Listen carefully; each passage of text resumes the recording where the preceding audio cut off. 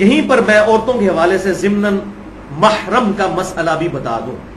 اب یہ دو ٹرم سمجھ لیجئے. ایک ہے محرم. محرم وہ ہوتا ہے کہ جس سے ہمیشہ کے لیے نکاح کسی عورت کا حرام ہو، یعنی اس کا سگا بھائی یا اس کا باپ یا اس کا بیٹا، یہ تمام رشتوں کے علاوہ جو سورۃ النساء کے اندر آئے ہیں ڈیٹیل کے ساتھ، یا اس کا خاوند، یہ ہے اس کے محرم. اور ایک لفظ ہے محرم. محرم کہتے ہیں احرام باندھنے والے کو، جس پر احرام کی پابندیاں لاگو ہو جائیں. یہ ہے لفظ محرم اور وہ ہے محرم.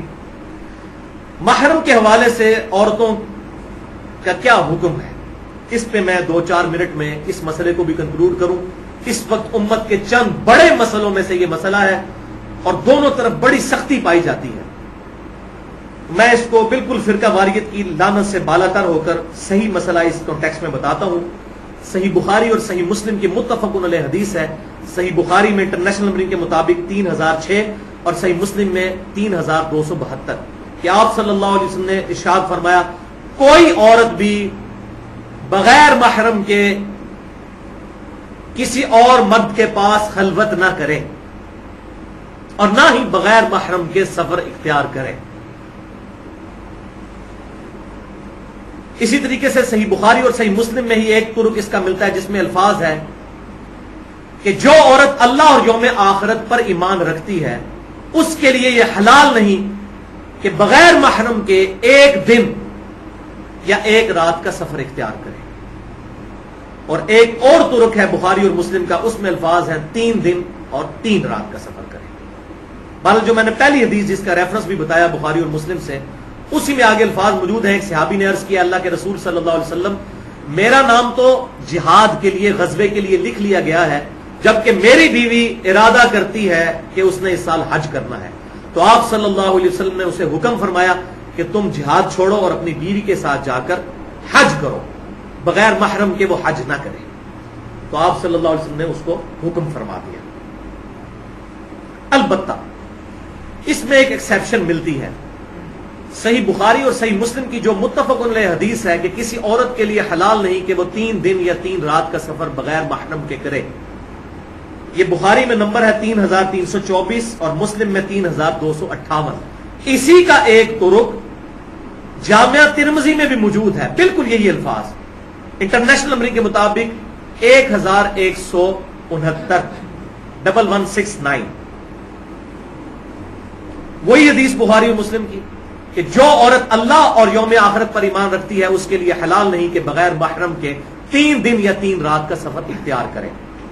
لیکن امام ترمذی رحمۃ اللہ علیہ نے بڑا ہی کارنامہ کیا کہ جامعہ ترمذی میں یہ حدیث لے کر آیا اور اس کے آگے سلف کا منہج بھی لکھ دیا کہ اہل سنت کے آئمہ میں سے امام مالک رحمۃ اللہ علیہ اور امام شافعی رحمۃ اللہ علیہ، یہ 2 آئمہ کہتے ہیں کہ چونکہ قرآن میں کیٹاگوریکل یہ مینشن ہے من استطاع الیہ سبیلا کہ جو کوئی اللہ کے گھر تک پہنچنے کی استطاعت رکھتا ہے اس پہ حج فرض ہے، لہذا عورتوں پر الگ سے بھی حج فرض ہے. اور ساتھ امام ترمذی نے نقل کیا کہ امام مالک اور امام شافعی رحمہم اللہ اہل سنت کے امام ہیں، وہ فرماتے ہیں کہ اگر راستے میں امن ہو، نمبر 1، اور نمبر 2 قافلے کی شکل میں سفر کیا جائے تو عورت بغیر محرم کے بھی سفر کر سکتی ہے. راستے میں امن ہو اور قافلے کی شکل میں سفر کیا جائے تو عورت بغیر محرم کے سفر کر سکتی ہے، لیکن صرف حج کا، کیونکہ حج ہے فرض.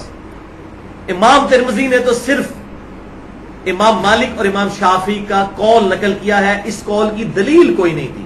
لیکن میں الحمدللہ صحیح حدیث سے صحیح بخاری کی امام مالک اور امام شافعی کا جو یہ فتویٰ ہے اس کو انڈورس کرتا ہوں اللہ کے فضل سے. صحیح بخاری میں انٹرنیشنل نمبر کے مطابق 3595 نمبر حدیث ہے علامات نبوت والے چیپٹر میں، حضور صلی اللہ علیہ وسلم کی غیبی خبریں، اور یہ بخاری میں 3595 کہ آپ صلی اللہ علیہ وسلم کے پاس، یہ بڑی طویل حدیث ہے، اس کا ایک میں ٹکڑا بیان کرتا ہوں. ایک صحابی حاضر ہوئے اور انہوں نے عرض کیا اللہ کے رسول صلی اللہ علیہ وسلم کہ ہم لوگ سفر کرتے ہیں، راستے میں ہمارے قافلے لوٹ لیے جاتے ہیں، تو امن کوئی نہیں ہے، ہمارے علاقوں کے اندر. تو آپ صلی اللہ علیہ وسلم نے سیدنا عدی ابن حاتم رضی اللہ تعالیٰ عنہ، جو حاتم طائی کے بیٹے تھے، قبیلہ طے سے تھے، وہ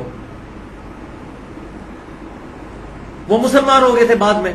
تو آپ صلی اللہ علیہ وسلم کے صحابی تھے، پاس بیٹھے ہوئے تھے. آپ صلی اللہ علیہ وسلم نے ان سے ارشاد فرمایا، اے عدی، اگر اللہ نے تجھے زندگی دی تو تو اپنی آنکھوں سے یہ منظر دیکھے گا کہ ایک عورت اکیلی ہیرا شہر سے چلے گی. کوفے کے پاس ایک شہر ہے ہیرا، 1500 کلومیٹر تقریباً دور وہاں سے، مکہ سے.